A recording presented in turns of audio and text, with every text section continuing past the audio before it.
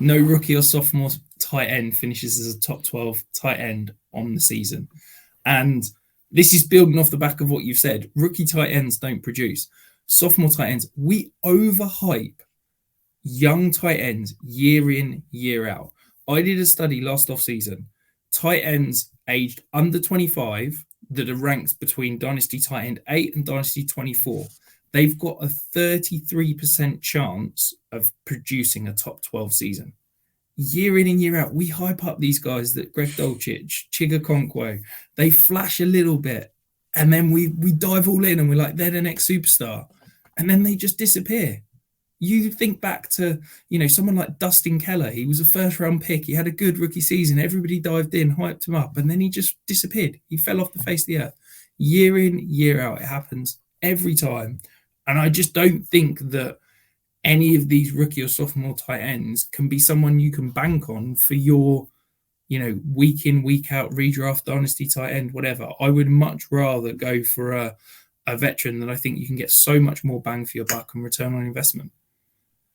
Yeah, I agree with you. I think Greg Dulcich was somebody early on in draft season I was being aggressive on in best ball drafts. I thought that he had shown enough that he could be a real weapon for the Broncos if the Broncos were able to take a step forward.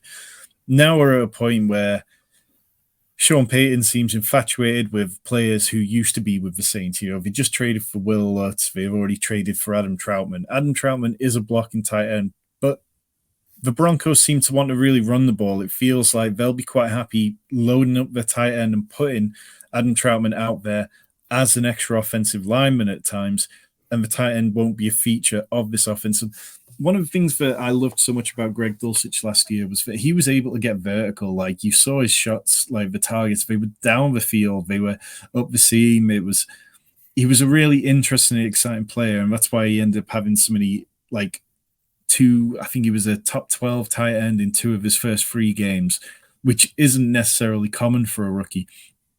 But the writing just seems to be on the wall this year that things aren't looking particularly good for him. I think Sean Payton doesn't seem particularly bothered by him, and he's the only one that I would put as a chance to get into the top 12, perhaps more so if Jerry Jeudy is injured for a long time. Chigozie Okonkwo, look, I loved Okonkwo. I thought he had a fantastic breakout towards the end of last season, but this Titans offense is going to be bad, and betting on a tight end to produce when you've got a volume hog like DeAndre Hopkins, I can't bet on more than one outcome in the passing offense for the Titans. Yeah, I think, don't get me wrong, from a best ball standpoint, I can kind of understand taking some of these rookie and sophomore tight ends because I think they're going to have spike weeks. I just don't believe that week in, week out, across the entire season, they are going to be able to put up the volume and enough fantasy points to finish as top 12 tight end. So that's why I'm fading all of them in redraft and dynasty to a certain extent.